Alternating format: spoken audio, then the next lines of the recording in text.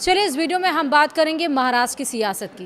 Action mode में उद्धव ठाकरे नजर आ रहे हैं। बागी सांसदों के आगे सरेंडर नहीं करेंगे उद्धव ठाकरे। ऑपरेशन टाइगर की काट के लिए नई चाल उद्धव ठाकरे ने चल दी है। आखिरकार वो नई चाल क्या है, इस वीडियो में पता चलेगा। नमस्कार, आप देख रहे हैं न्यूज़ 18 का डिजिटल प्लेटफॉर्म। मैं हूं आपके साथ श्रुति श्रीवास्तव। शिवसेना यानी कि उद्धव ठाकरे गुट यानी कि यूबीटी में 6 सांसदों की बगावत की अटकलों के बीच उद्धव ठाकरे ने डैमेज कंट्रोल की कमान खुद संभाल ली है। 27 से 29 जून के बीच वह यवतमाल, परभड़ी, हिंगोली, धाराशिव और शिरडी का दौरा कर जिला प्रमुखों और कार्यकर्ताओं से मुलाकात करेंगे। दूसरी ओर बागी सांसद प्रेस कॉन्फ्रेंस कर अपनी स्थिति स्पष्ट करने की तैयारी में है। ऐसे में महाराष्ट्र की राजनीति में ऑपरेशन टाइगर और उद्धव के जवाबी अभियान के बीच टकराव की तस्वीर और साफ होती हुई नजर आ रही है। जी हां, दरअसल शिवसेना उद्धव बालासाहेब ठाकरे में मची सियासी घमासान के बीच पार्टी प्रमुख उद्धव ठाकरे अब पूरी तरह से एक्शन मोड में नजर आ रहे हैं। 6 सांसदों की संभावित बगावत और ऑपरेशन टाइगर की चर्चाओं के बीच उद्धव ठाकरे ने मैदान में उतरकर सभी कार्यकर्ताओं और संगठन को संभालने का फैसला किया है। खबर है कि उद्धव ठाकरे 27, 28 और 29 जून को उन लोकसभा क्षेत्रों का दौरा करेंगे जहां से बागी सांसद आते हैं। उनके कार्यक्रम में यवतमाल, परभड़ी, हिंगोली, धाराशिव और शिरडी शामिल है। माना यह जा रहा है कि यह दौरा पार्टी में संभावित टूट को रोकने और कार्यकर्ताओं का मनोबल बनाए रखने की रणनीति का हिस्सा है। एक तरफ उद्धव ठाकरे संगठन को एकजुट रखने की कवायद में जुट गए हैं, तो वहीं दूसरी तरफ बागी सांसद दिल्ली में अपनी ताकत दिखाने की तैयारी शुरू कर रहे हैं। सूत्रों के अनुसार बागी सांसद आज प्रेस कॉन्फ्रेंस कर लोकसभा अध्यक्ष ओम बिरला को सौंपे गए पत्र, मुलाकात की तस्वीरें और वीडियो सार्वजनिक कर सकते हैं। बताया यह जा रहा है कि सांसद अपने अलग होने के फैसले के पीछे की वजह भी जनता के सामने रखेंगे।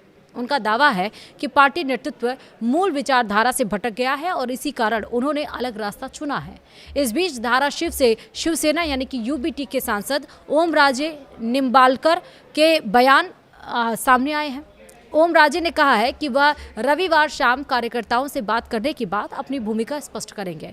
वहीं ओम राजे निम्बालकर ने जब पूछा गया कि क्या लोकसभा स्पीकर को दिए गए पत्र पर उनकी भी हस्ताक्षर हैं, इस पर उन्होंने सीधा जवाब ना देते हुए केवल इतना कहा कि वह रात में पूरी स्थिति स्पष्ट करेंगे।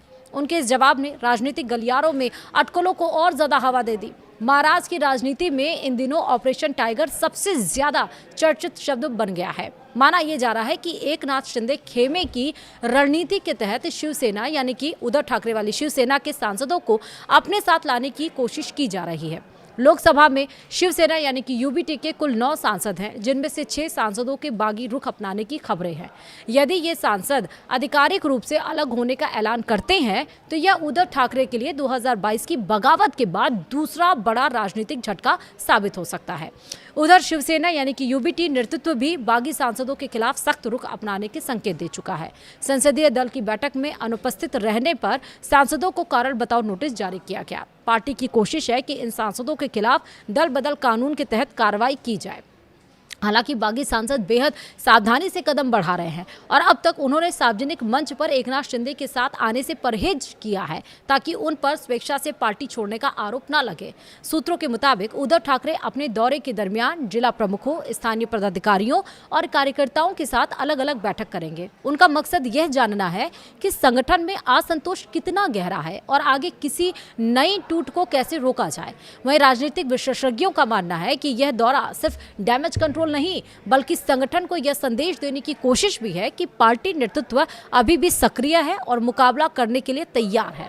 उद्धव ठाकरे के दौरे और बागी सांसदों की समानांतर राजनीतिक गतिविधियों ने एक नया सवाल खड़ा कर दिया है कि क्या आने वाले दिनों में दोनों पक्ष खुलकर आमने सामने आएंगे। फिलहाल महाराष्ट्र की राजनीति की नजरें दिल्ली में होने वाली बागी सांसदों की प्रेस कॉन्फ्रेंस और उद्धव ठाकरे के प्रस्तावित दौरे पर टिकी हैं। इन दोनों घटनाक्रमों से यह साफ हो सकता है कि शिवसेना यानी कि उद्धव ठाकरे वाला गुट का अगला राजनीतिक अध्याय किस दिशा में जाने वाला है।